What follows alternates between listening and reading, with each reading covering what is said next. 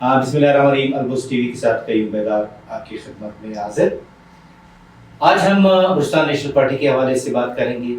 آج صبح سے ہی کوئٹہ میں اور بلوچستان کے دیگر علاقوں میں جو آئی ویز ہیں وہ بند ہیں، اس لیے کہ بلوچستان نیشنل پارٹی کے کارکنان نے دھرنا دیا ہوا ہے. وجوہات کیا ہے؟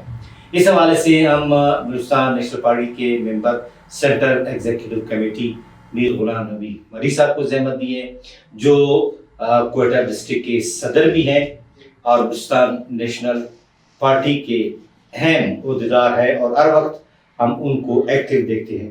مری صاحب اپنے پروگرام میں آپ کو خوش آمدید کہتے ہیں. بہت مہربانی بیدار صاحب. آج ہم دیکھ رہے ہیں کہ بلوچستان پھر جام ہے، سارے آئی ویز بند ہیں، لوگ پریشان ہیں. وجوہات کیا ہیں؟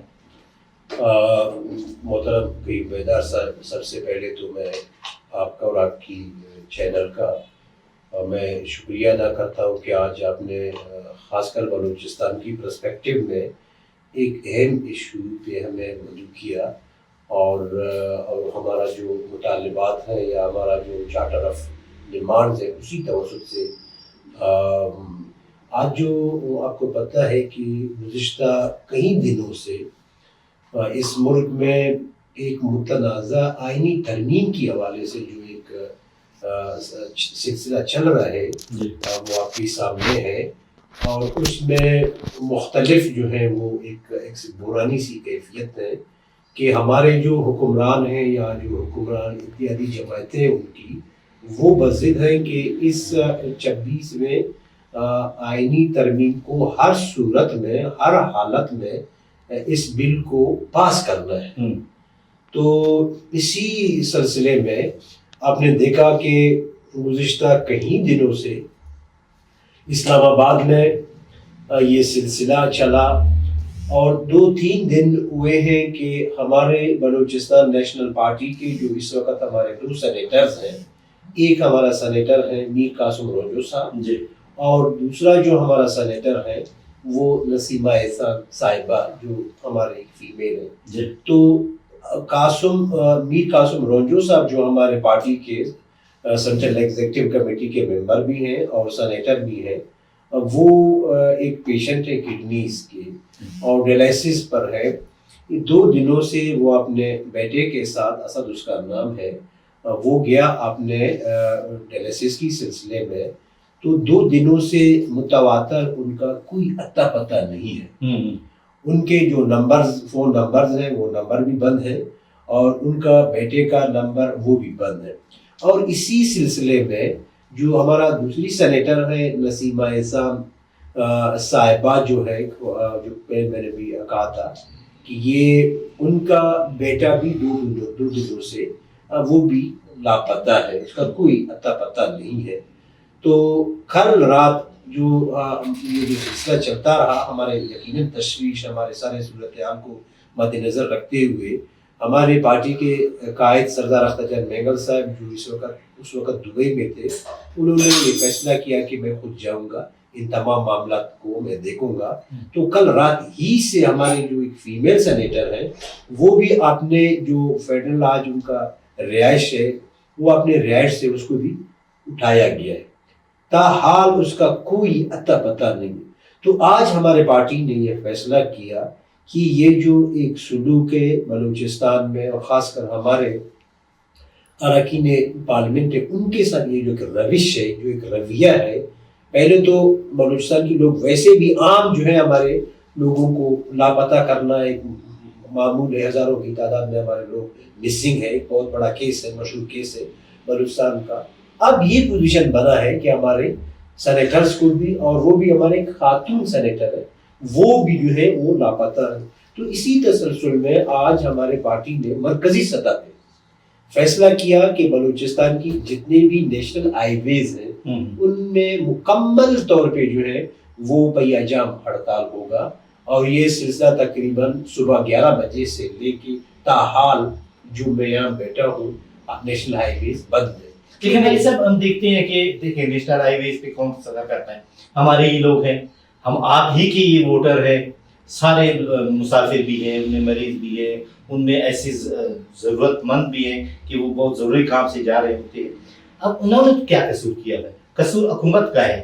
ہڑتال آپ کر رہے ہیں اور عوام پستا جا رہا ہے. ویسے مہنگائی بھی ہے, پریشانی بھی ہے, عوام تو روز بروز پستا جا رہا ہے. کیوں بیدار صاحب, آپ کی بات بالکل صحیح ہے, میں آپ سے اتفاق کرتا ہوں. یقیناً ہمارے لوگ ہیں, ہمارے اور بلوچستان کی جو حالات ہیں وہ بھی آپ کے سامنے کہ ہم کس حالات میں ہم سفر کر رہے ہیں. ہمارے ایک برانی سی کیفیت ہے, کرائسس ہے, مشکلات ہیں لوگوں کی. تو ہمارے لیے ظاہر ہے ہم ایک سیاسی ایک جمہوری ہم پارٹی ہے. ظاہر ہے ہم وہ جمہوری جتنے بھی ہمارے ذرائع, یقین ہماری یہ کوشش ہے کہ ہمارے ساتھ جو بھی ایک ناروا سلوک ہوگا, ایک جو ہے ناانصافی, انسانی حقوق کی وائلیشن, اس کا انسانی حقوق کی پامالی ہوگا, یقیناً ہمارے لیے یہی راستے بچے ہیں جو ہم اپنے لوگوں کو بھی تکلیف بھی دیتے ہیں اور ان کو جو ہے اویئرنیس بھی کرتے ہیں, اور ارباب اختیار کو بھی ہم اپنا میسج ہی دینا چاہتے ہیں. اور اسی سلسلے میں ہم نے بیانات کی توسط سے, آپ نے دیکھا کہ اس سے پہلے ہم نے بیانات دیے تمام نیوز چینل, آپ کی پرنٹ, سوشل جتنی بھی آپ کی اسی میں, اور پھر ہم نے پریس کانفرنس بھی کیا.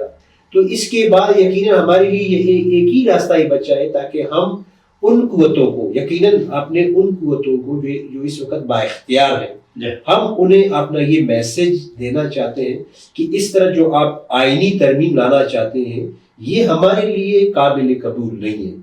آپ زبردستی یہ اب دیکھیں بلوچستان پہلے ہی سے کرائسس میں ہے, ملکی حالات آپ کے سامنے ہے. یہ دنیا کی کس کتاب میں لکھا ہوا ہے؟ دنیا 21ویں صدی ہے بیدار صاحب, آپ جانتے بھی ہیں. یہ آپ کس طرح جو ہے اس ملک کو آپ لے جا رہے ہیں. ہم یہ سمجھتے ہیں اگر آپ واقعتاً چاہتے ہیں کہ ایک آئین, ایک امینڈمنٹ ہو, آئین میں ترمیم ہو, ان کی طریقہ کار موجود ہے, پولیٹیکل پارٹیز موجود ہیں, ان کا پارلیمنٹ ہے, لائرز ہیں, اسٹیک ہولڈرز ہیں, سول سوسائٹیز ہیں, اس کو آپ اسی شیپ میں ان تمام کو مشاورت لے کر جو ہے آپ اگر واقعتاً چاہتے ہیں تو آپ اسی طریقے کو جو ہے اپنائیں, تب جا کے وہ اس کا ایک مثبت نتائج. پہلے ہی سے بلوچستان کی لوگوں کا اسی جو آئین ہے آپ کی, اس آئین سے بھی لوگ جو ہے مایوس ہیں, لوگوں کا اس پارلیمنٹ سے بھی لوگوں کا جو ہے مایوسیت ہے, لوگ جو ہے آپ کی پارلیمانی نظام سے, آپ کی سسٹم سے, سیٹ اپ سے مایوس. اور خدا نخواستہ اس طرح کا اگر کوئی حربہ, ظاہر ہے آپ کے پاس پاورز ہے, آپ کے پاس اختیارات ہے, آپ سب کچھ کر سکتے ہیں, لیکن آنے والے دنوں میں سمجھتا ہوں کہ خاص کر بلوچستان کی پرسپیکٹیو میں یا ملکی سطح کی ایسے واقعات کا, ایسے متنازع آئینی امینڈمنٹ کے یہ ملکی سطح پہ اور خاص کر بلوچستان کی سطح پہ ان کے اچھے اثرات مرتب نہیں ہوئے. لیکن بھائی صاحب اس وقت تو اختر مینگل صاحب اسلام آباد میں, اس حوالے سے انہوں نے وہاں پہ حکام بارہ سے بات کی یا پوچھ گچھ کی یا آل حوال کیا کہ بھائی ہمارے بندے کہاں گئے؟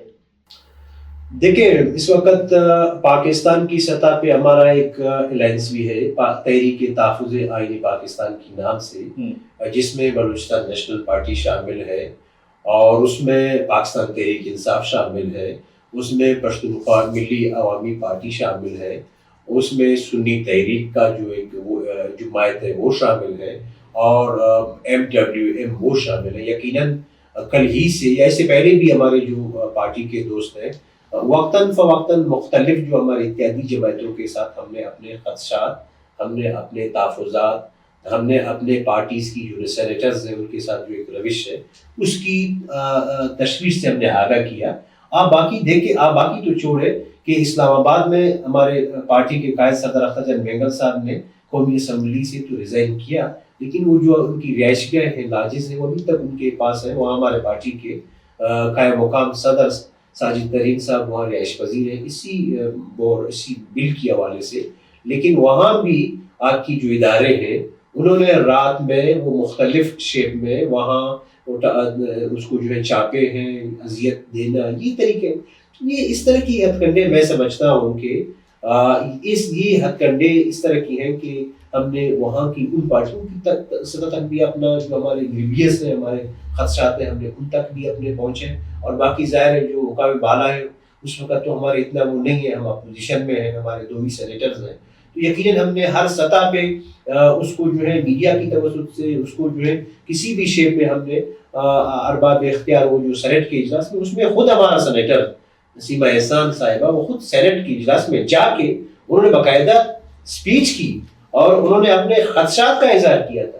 اسی کی رد عمل میں ANP کے سینیٹر ہیں, انہوں نے اس بات کو انڈوز کیا, جمعیت کی جو سینیٹر ہیں انہوں نے اس بات کو انڈوز کیا کہ یہ جو طریقہ کار رہا ہے تو پھر یقیناً آپ نے بلوچستان کی جو ایک قداور شخصیت ہے اختر مینگل صاحب نے جو ایک استعفیٰ دیا تھا, اسی استعفے کو آپ مزید تقویت دینا چاہتے ہیں کہ بلوچستان کے رہی صحیح جو حقیقی سن آف سوائل ہے یا سینیٹرز ہیں یا پارلیمنٹیرینز ہیں وہ بھی جو ہے پارلیمانی سیاست یا پارلیمنٹ کا جو راستہ ہے یہ بھی چھوڑ دیں اور ریزائن کر دیں. غلام نبی مری صاحب بہت بہت شکریہ کہ آپ ہمارے پروگرام میں آئے. انشاءاللہ آگے چل کر پھر اس موضوع پر یا بلوچستان نیشنل پارٹی کا موقف بیان کرنے کے لیے آپ کو پھر زحمت دیں گے. ناظرین, آپ نے میر غلام نبی مری صاحب کی باتیں سنی جو member central executive committee Balochistan National Party کے ہیں اور کوئٹہ ڈسٹرکٹ کے صدر بھی ہیں. انہوں نے اپنے خدشات کا اظہار کیا اور بل کے حوالے سے بھی بات کی. آئندہ پروگرام تک پہلے آپ کو اجازت دیجیے. اللہ حافظ.